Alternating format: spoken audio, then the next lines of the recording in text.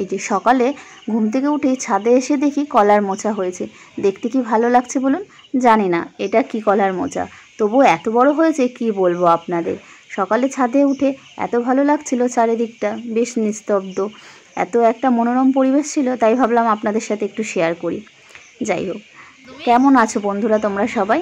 আমি ভালো আছি। আমার এই একটা কথা বলতে তো ভুলেই গেছি, শুভ সকাল বন্ধুরা। আমার ইন্দ্রাণী লাইফস্টাইল চ্যানেলে আর একটি নতুন ব্লগে তোমাদের সকলকে স্বাগত আর অনেক অনেক ভালোবাসা। এখানে কাল রাতে এত বৃষ্টি হয়েছে, সকালে ঘুম থেকে উঠে এত ভালো লাগছিল ওয়েদারটা, না রোদ না মেঘলা করে রয়েছে, দারুণ পরিবেশ, এত ভালো লাগছিল। যা গরম পড়েছে কদিন ধরে, একটু বৃষ্টির দরকার ছিল জানেন। বৃষ্টি হওয়াতে কেন জানেন, আজকে আমার হাজব্যান্ড চলে গেছে তাড়াতাড়ি ডিউটিতে, 8টার সময় বেরিয়ে গেছে, ওই জন্য একা একাই আজকে চা খেতে হচ্ছে। যাদের বাড়িতে ছোট বাচ্চা আছে তারা জানবেন যে কোথাও কোনো জিনিস রেখে সেটা সেই জায়গা মতো পাওয়া যায় না। আমি দুটো জিনিস খুঁজছি জানেন, এক তো চুলের ক্লিপ আর একটা চুলের গার্ডার, একটাও পাচ্ছি না। যে গার্ডারটা পেয়েছি এত লুজ হয়ে গেছে চুল বাঁধতে বাঁধতে যে সেটা চুলে আর আটকাচ্ছেই না এখন, ওই জন্য দুটোই খুঁজতে হচ্ছে, যে কোনো একটা পেলে তো কাজ হবে। কোথায় যে কি করে রাখে ছেলেটা আমার, কিছুই আমি সময় মতন খুঁজে পাই না। দেখুন, ড্রেসিং টেবিল, শোকেস সব খোঁজা হয়ে গেছে, কিন্তু এখনও পাচ্ছি না। এই যে গামলা, এর মধ্যেও খুঁজছি, টেবিল ফেবিল সব খোঁজা হয়ে গেছে, কিন্তু কোথাও খুঁজে পেলাম না, তো পেলামই না। ছেলেটা যে আমার কোথায় কি রাখে কে জানে, কোথাও খুঁজে পাই না। এই যে শেষমেশ এবার খুঁজে আমি পেয়েছি। কোথায় রেখেছিল জানেন? খাটের নিচে ফেলে দিয়েছে। যা জিনিস পাবে, খাটের ওই সাইডে একটু ফাঁকা আছে বা সাইড দিকে, ওই দিকে গিয়ে ফেলে দেবে, যেটা পাবে হাতের সামনে সব ফেলে দেবে। এই যে সকালে দেখুন ডাল ভাত রান্না হয়ে গেছে, ওই যে বললাম আমার হাজব্যান্ড সকাল সকাল বেরিয়ে গেছে, সেই রান্না করেছে। আমাকে যদিও বা সে ঘুম থেকে ডাকেনি, সে ঘুম থেকে উঠে ডাল আর ভাত রান্না করে আর ভাতে একটু আলু সিদ্ধ দিয়ে চলে গেছে। কালকে রাতে এডিট করতে করতে এত দেরি হয়ে গেছিলো, প্রায় 2-2:30টার সময় শুতে গেছিলাম, ওই জন্য আর ঘুম থেকে আমাকে সে ডেকে তোলেনি। উঠে বললাম আমাকে একটু ডাকতে তো পারতে, তাহলে আমি করে দিতাম। বললো যে না, ঘুমিয়ে আছো, ঘুমিয়ে থাকো, আমি ঘুম থেকে উঠে গেছি তো একটু করে দিলাম, তাতে কি হয়েছে। ছেলের ফ্লাক্সে সকালে ঘুম থেকে উঠে দেখি যেটুক জল ছিল সেটুক সকালে দুধ খাওয়ানোতে লেগে গেছে, এখন আবার নতুন করে জল বসাতে হবে, তাই ফ্লাক্সটা নিয়ে চলে আসলাম। ফ্লাক্সটা একটু ধুয়ে নিলাম, যদিও বা ফ্লাক্সটা আমি মাঝে মাঝে একটু লেবু আর গরম জল করে ফ্লাক্সটা একটু ধুয়ে নেবেন, তাহলে কি হয়, ভালো হয় জানেন। না হলে জল রাখতে রাখতে ভেতরে একটা হালকা গ্যাস মতো হয়ে যায়, লেবু দিয়ে ধুলে সেই গন্ধটা আর বলে না। যারা আমার আগে মা হয়েছে তারা তো সবাই এগুলো জানবে, আমিও নতুন জানতে পেরেছি, আর যারা জানেন না তাদের জন্য বললাম। যদিও ওকে খাওয়ার জলটা নর্মাল জলই এখন খাওয়াই, ডাক্তার বলেছে 1.5 বছর হয়ে গেলে তখন আর ফোটানো জলটা না খাওয়ালেই চলবে। এখন ফ্লাক্সে যে জলটা রাখি সেটা শুধু দুধ খাওয়ানোর জন্যই ব্যবহার করা হয়। এদিকে বেসিনে অনেকগুলো বাসন পড়েছিল, সেগুলো একটু ধুয়ে নিচ্ছি।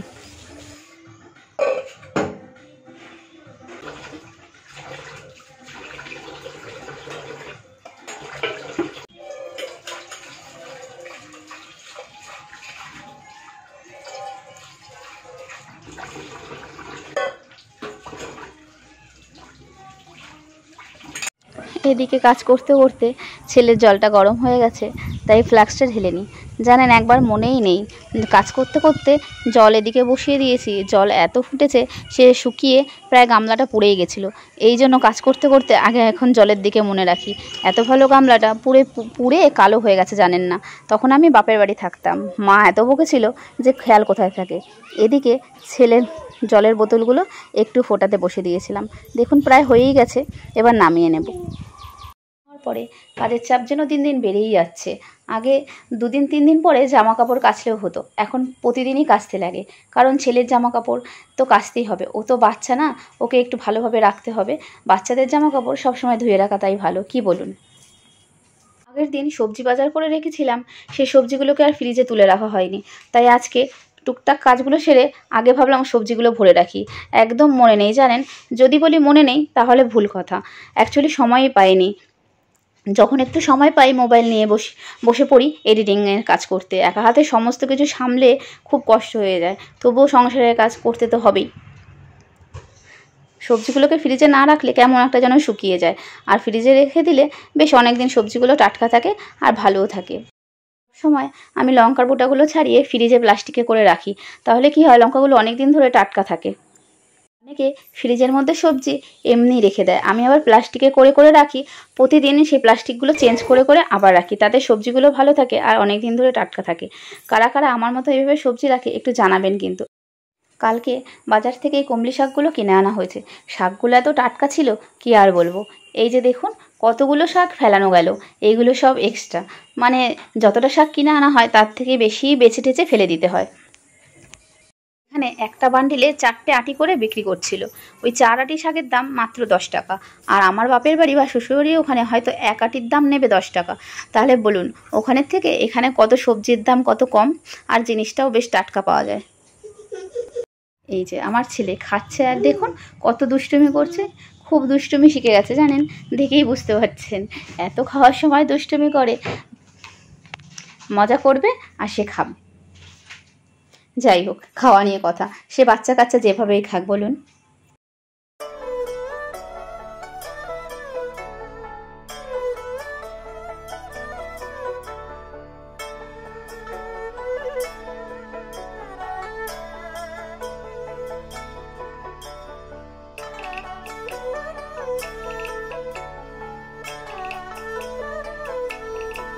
বললাম বড়মশাই আজকে 8টার সময় বেরিয়ে যাওয়াতে খুব সমস্যায় পড়েছি।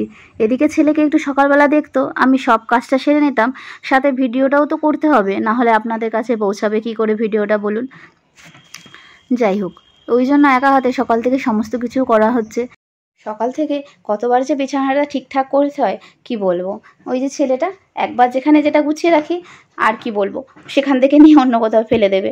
তো মা হয়েছে এটুক তো করতেই হবে, সেটা দুঃখের কোনো বিষয় নয়, আনন্দের সহিতই কাজ করতে হবে। এবার একটু ঘরটা মুছে নিচ্ছি, ঘরটা মুছে রান্নার কাজে চলে যাব। শাকটা টাটকা খেতেই ভালো লাগে, তাই ভাবলাম শাক ভাজা করে ফেলি, আর কিছু করব না। ডাল, আলু সিদ্ধ আর শাক ভাজা হলেই আমাদের দুজনের খাবার আজকে হয়ে যাবে। তাই এই যে কড়াইতে তেল দিয়ে দিয়েছি পেঁয়াজ। আমরা কমলি শাকে পেঁয়াজ খেতেই ভালোবাসি, বেশ বেশি করে পেঁয়াজ দিয়ে ভাজলে ভালো লাগে জানেন তো।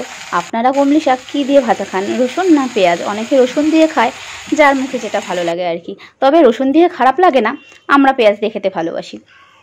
এদিকে নুন আর হলুদ দিয়ে শাকটাকে ভালো করে কষিয়ে ঢাকা দিয়ে রেখে দেব। তারপরে বেশ শুকনো শুকনো হয়ে গেলে নামিয়ে নিলেই রেডি হয়ে যাবে শাক ভাজা। এই যে দেখুন নামিয়ে নিয়েছি, ভালো হয়েছে দেখতে, যদিও বা আপনারা খেতে পারবেন না, তবুও দেখে বলবেন কেমন হয়েছে। প্রায় ঘড়ির কাঁটায় এখন 1:45 বাজে, তাই আগে ছেলেকে খাইয়ে নিচ্ছি। এখনও আমার স্নান হয়নি, কারণ সমস্ত কাজ করতে করতে দেরি হয়ে গেল। ছেলেকে খাইয়ে তারপরে আমি স্নান করতে যাব। এই যে দেখুন আমার ছেলে টিভির দিকে দেখুন কি করে তাকিয়ে আছে। কার্টুন দেখতে এত ভালোবাসে কি বলবো, কার্টুন দেখতে দিলে তার আর কিছু চাই না, কোনো দিকে নজরও নেই। কেউ ফোন করলে তার সাথে ভিডিওটা আজকের মতন এখানেই শেষ করছি। যদি আমার ভিডিওটি ভালো লেগে থাকে তাহলে আমার চ্যানেলটিকে সাবস্ক্রাইব করে দেবেন আর লাইক কমেন্ট শেয়ার করে আমার পাশে থাকবেন। সবাই ভালো থাকবেন, সুস্থ থাকবেন। দেখা হবে নতুন আরেকটি ব্লগ নিয়ে।